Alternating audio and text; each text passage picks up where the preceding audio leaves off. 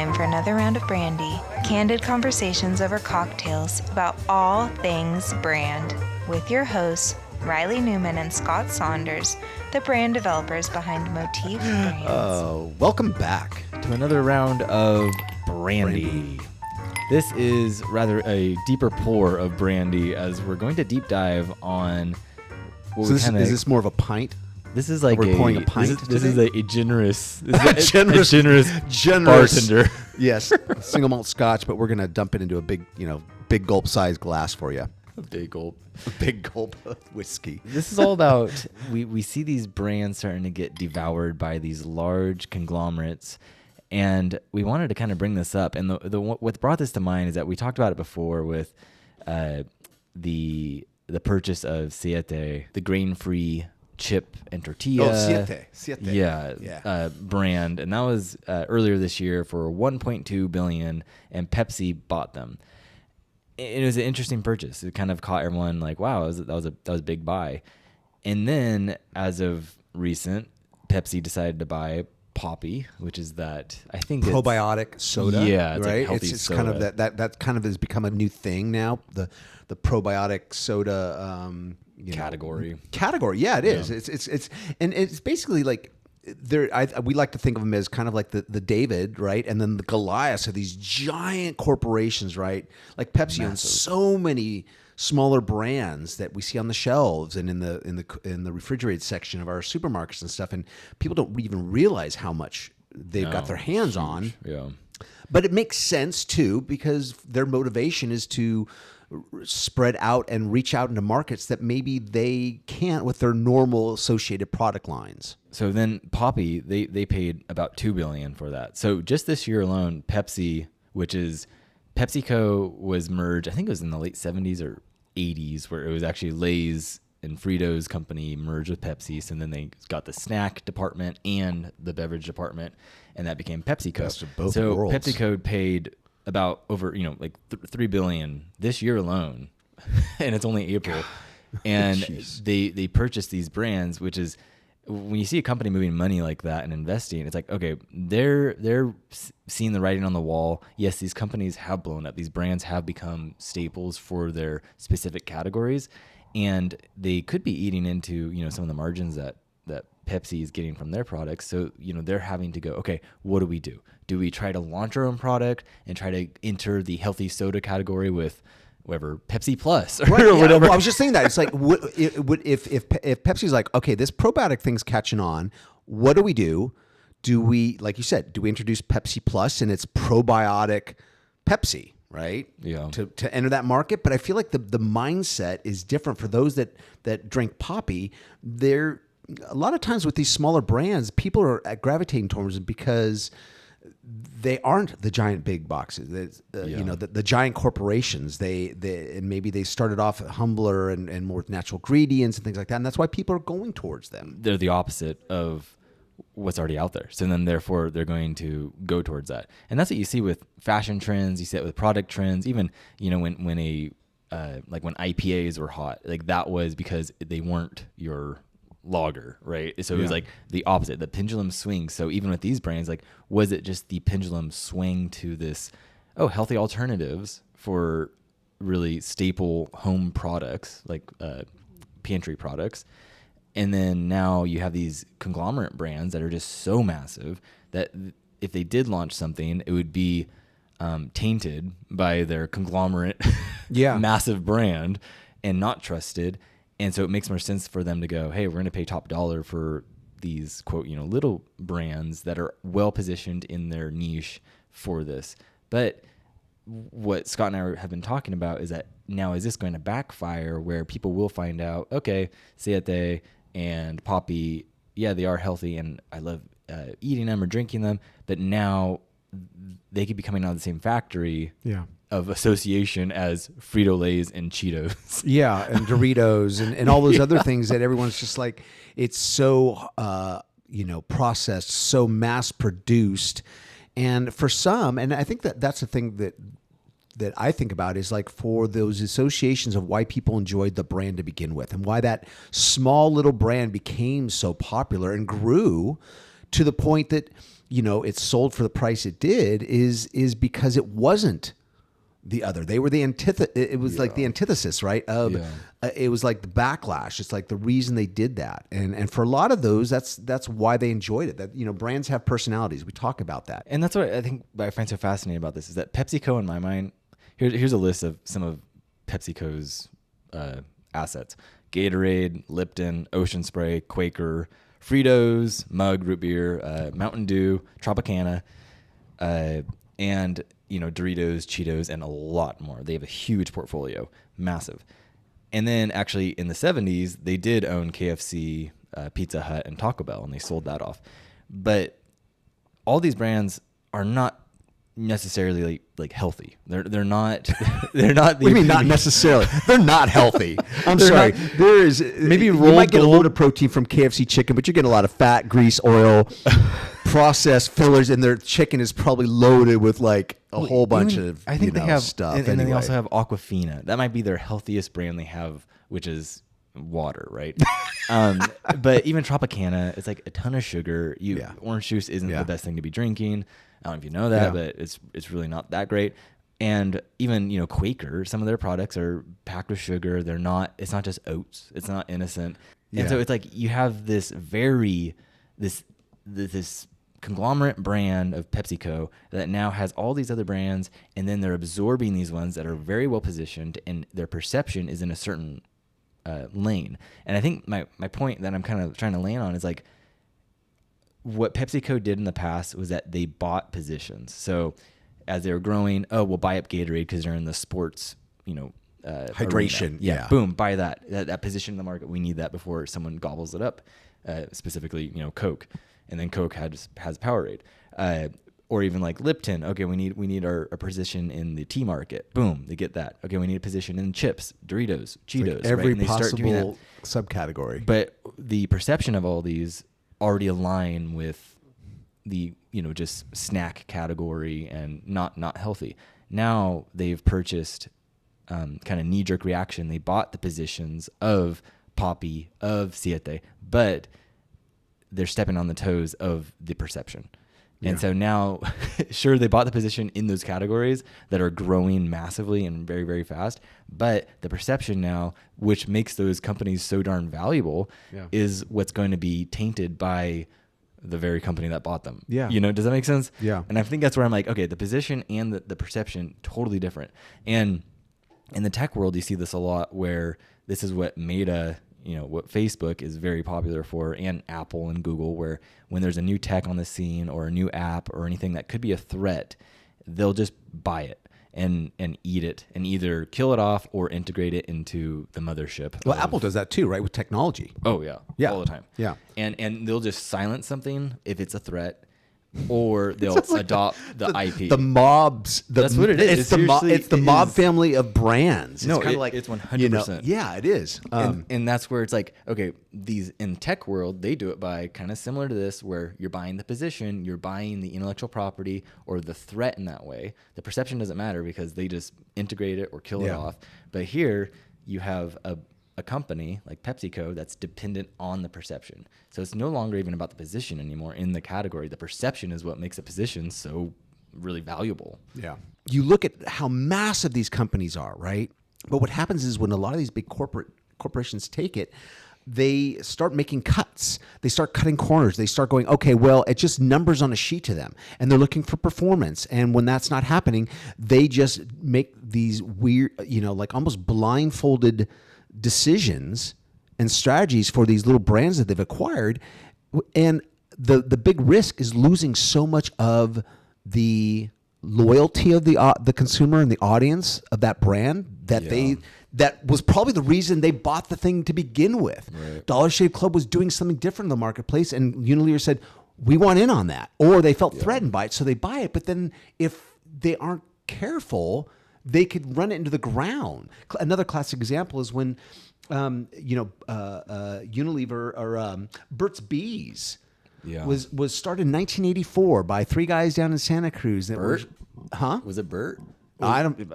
Maybe one of the guys was Bert. I don't know. But it started off just a super natural, right, lip balm, and then they kind of started by through up to like 1991. They started really kind of expanding in more of the personal care. They started developing a few other products, but they're all very natural based. Yeah. All the fragrance were natural, and Burt's Bees was bought up by Clorox, and they started altering. So bad. They started altering the fragrances, and consumers were noticing. They know, even though it didn't say Clorox's Burt's Bees, they didn't change it to Clorox's Bees. It was still Burt's Bees. Packaging never changed. In fact, it still looks the same as it always has. But consumers notice difference. They notice a little bit of difference in maybe the viscosity of the lip balm, of the smell, or whatever it was. They added bleach. No, I'm joking. They did not do that. I have to say, with kids, the Burt's Bees pajamas are awesome. They hold up. Wait. Okay, I've got older kids, so I did not know this is the thing. Burt's Bees makes pajamas. Yeah. So when that all happened, they slowly phased out Bert. Right. I don't think his head's on the stuff anymore. I think it still is actually. Well, now they used a little bee. They have a little bee. Pretty sure. I'll have to check. I got to go by the store on the way home today. And it's almost like Bert's been kind of like, poor Bert sent to the abyss, and they started coming out with more products. And their pajamas are actually like super high quality, and they don't get holes, and they're just like they're super solid. So that's one good thing that's come out of it. But even just the association of like, oh, Burt's Bees, yeah, so natural, and then buy Clorox, like, so even more so. So now Clorox has entered the pajama market. Yeah, now they're making pajamas. But it's the same thing where it's like the weight of Clorox's name and the association with that, which Clorox is synonymous to bleach. Right. Like, it's literally just like bleach in my mind. And you have that same that pressure that it puts on the brand, where it's like, okay, Burt's Bees, yes, it was the ingredients and the position in the natural market, but also the perception of Burt's Bees, and that's the most sacred thing about it, because there's plenty of natural lip balms, and that it reminds me of. Most people don't know this, but I remember when I found out, where it kind of changed my perception of Chipotle, where when Chipotle launched, one of their top funding partners was McDonald's. And McDonald's, up until like 2002 or 2004, owned 90% of Chipotle. Wow. So you had people eating at Chipotle because it appeared to be healthy, right? It appeared to be, wow, it's just beans and rice and chicken. And I do think that they are like healthier than Taco Bell. And so then, well, seriously, it is. I mean, that's like when it comes to Mexican fast food, there's Taco Bell or maybe El Pollo Loco, right? Yeah. And so then you think of that going, it was till 2006. They had 90% of Chipotle, and it was all McDonald's, which McDonald's is helping them with the scaling up and just the overall logistics and things like that. But it's just kind of funny when you think about it, going, okay, it kind of changes your perception of Chipotle a little. Like, yeah. And when you look at their aesthetic, you do see the influence of. And ultimately, I mean, I can see both sides of the coin. I can see why someone like Budweiser, right, who primarily sells a Pilsner beer, it's Budweiser, right? But now all of a sudden these microbreweries are popping up. You got your hazy IPAs and all these other things. It would make sense for Budweiser to not distribute under the Budweiser banner an IPA, but to acquire a small microbrewery, right, that's popular in that category, and to just purchase them. And then they've entered that market space, and it's up to them to how much do they tweak or keep the same, right? If they're just looking at market acquisition or ways to compete. If one giant company enters a market space and buys up a little guy, sure enough, who's the other big competitor to that little guy?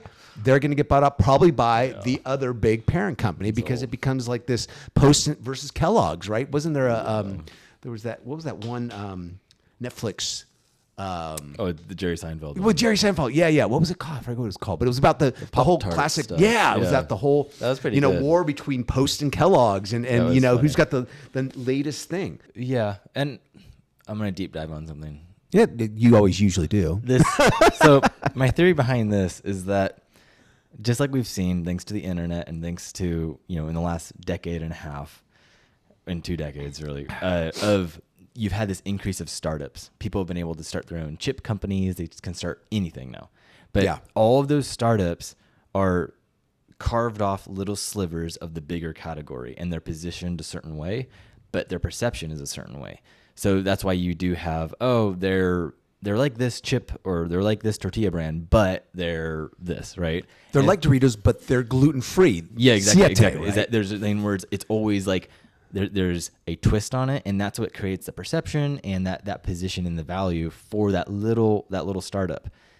Now, this is different because these huge companies, they look at that and go, okay, that's a threat. They're blowing up in this category. We need a position in that. And so they just look at it that way, like I was saying earlier. But now they're handling it like they're just purchasing the position versus going, no, we're actually purchasing the perception of that. And thanks to the startup culture and what's happened with this, it's all, I think the economy has evolved to a point where it's not about positions, but more about the perceptions of that. Is that they're all in the snack category. Like they're all snacks, right. But the perception of Siete sitting next to Tostitos, there's different. Or even yesterday when we were talking about what do we want to talk about today, and we started that conversation about like with your wife and like with chocolate, right? And Hershey's versus some of these other chocolate companies that where like your wife likes chocolate, but she buys very specific types. She doesn't want commercialized chocolate. She wants natural ingredients or organic ingredients and all those different things. And there's only certain brands that fill that category until finally Hershey's or Nestle or somebody wakes up and goes, wow, we're starting to lose some market share to this niche, right? This small niche. Yep. So what do we do about it, right? Well, and that's what this week Hershey bought Lesser Evil, which is, you've probably seen it in the store in Kroger or whatever, where it's the kind of pink Buddha popcorn. Yeah. And it's like healthy snacks.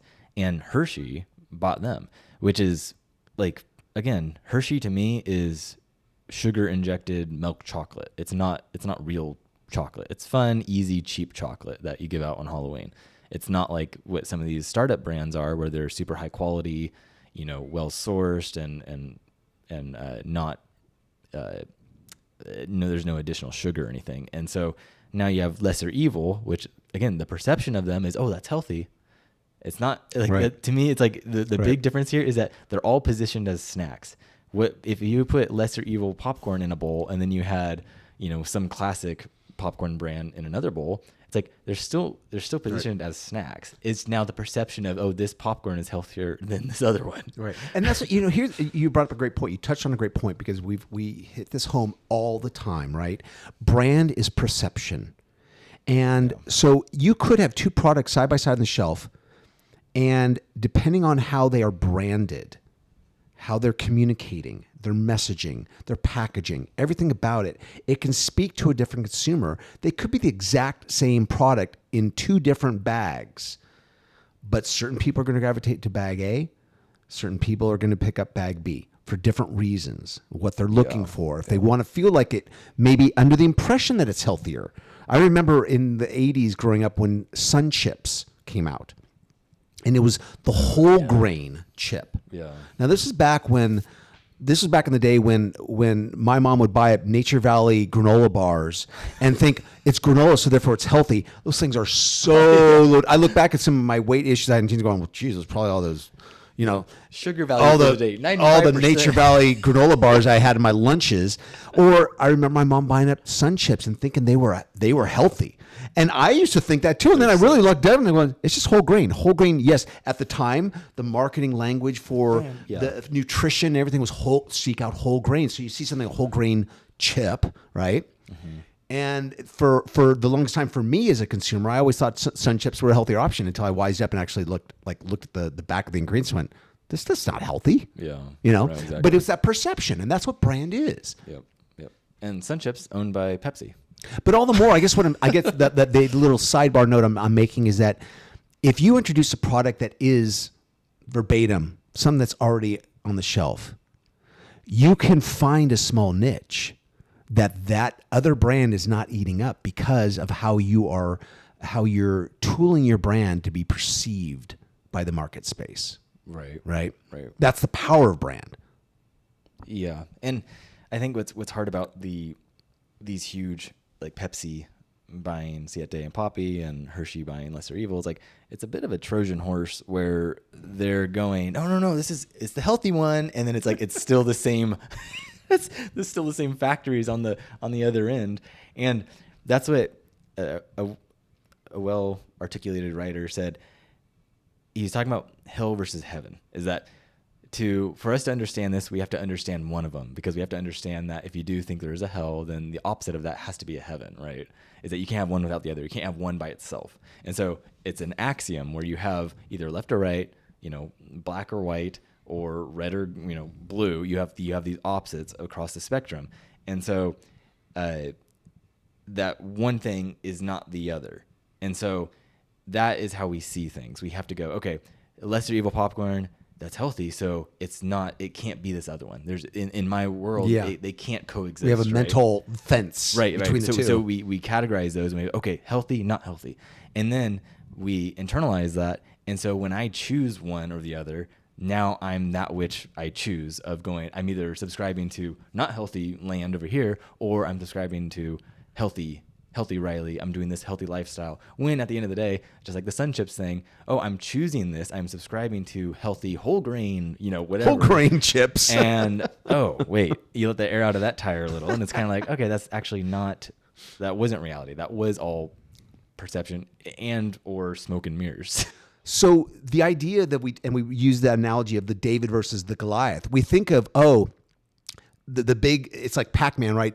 PepsiCo or Coke and Pepsi, they're coming along and chomp, chomp, chomp, chomp, and they're eating up. The Goliath is killing the small Davids in the market space, right? No, what they're doing is they're basically bringing the Davids onto their team. Recruiting. They're recruiting the Davids onto the Goliath side. Which again, you think about David and Goliath, the position of David is what makes him so special. That's what makes a story so special, is that David takes down the he giant. Beat the odds. That's why you root for the underdog. And he so fought against him. Now him being recruited to Goliath's team, it ruins the entire position. It ruins the entire perception, the entire story, the entire narrative, and then it's just he'll get killed in battle. And that's the irony in our topic for today, is that you have these brands that were started to rebel against the establishment, the corporate, consumer establishments, the big brands. That's why they started, was to go against them. And so many of them after time just get bought up. It's irony that so many of these brands that started out to push back and repel against all the big brands on the shelves, and then they kind of succumb and get taken over, absorbed, or altered and changed. Yeah, I don't think it's on the Davids in this, but I think the Goliaths are short-sighted in seeing that you shouldn't be just recruiting them. I think that's the problem. Or if nothing more, if the big brands are going to buy that up, then don't change anything. It just gets thrown into the general mill of all the other things that this company's churning out. Yeah. And that's where it can lose its personality. It may be reaching a slightly bigger audience, but I feel like its core audience might jump ship. Right. Yeah. And I feel like it's also considering, if someone did find out, which it's public information, to go, oh wow, this healthy brand I've been enjoying, it's owned by Pepsi. Like there's a little bit of like, oh, they got me. There's a little like I got duped. You got duped. Yeah, and even just that slight little like, okay. I think there's something very disenchanting about that. I think if you're playing in brand land and it's all perception and subjectivity, is that it's just something to be aware of. Is that little feeling? It doesn't make someone feel that right. Like there's something just to put it in a nutshell. It's really just this really focus on perception, association, and focusing on going, no, it's not just about like the position in the market that you're controlling, but the perception that you have the ability to encapsulate and be part of. Is like that's the true value in it, and that's what makes your position valuable. It's not the other way around. Your position, that can come and go. Someone can come and copy your business model and do exactly what you're doing, because most likely you don't have intellectual property or proprietary things that are protected. So someone could come along, just like Pepsi could launch a Siete brand. But what makes Siete valuable to them is the perception and their cult following of that. But they handle the purchase like they're just buying the position, and I think that's part of the problem. Yeah, and really what they're buying, like you said, they could replicate all that stuff. But what they're really acquiring is they're acquiring the following and the power of that brand. That's what they're buying. Yeah. That's why that's why that ticket price is so big, right? Why would they spend that kind of money to acquire a company? It's because that's really where they see the value the most, is they're purchasing the loyalty that smaller brand had developed and curated. And the threat of that is that maybe some big Goliath is going to come and make you a big offer to buy that up, because that's a market space, it's a share of the market that they don't have and they can't get into, because you found a distinctive way to carve into that. Yeah, so I think it'd be interesting to see how it plays out for these brands. And you might see, Coke buy Olipop, or them return, the volley in some way of buying another healthy soda that's out there. But I think it's really interesting to see it play out, because I think we are in a different state of an economy, and these huge legacy conglomerate brands, they're approaching it like how it used to be. Yeah. Where it's just, just buy them up. Just buy the small brand. Be interesting to watch, yeah. And we'll wait to see what tomorrow's news will hold for what other acquisitions of brands and what other big brand eaters are out there to gobble up like Pac-Man these smaller little brands. Yeah. But until next time. Thanks for checking in. Cheers.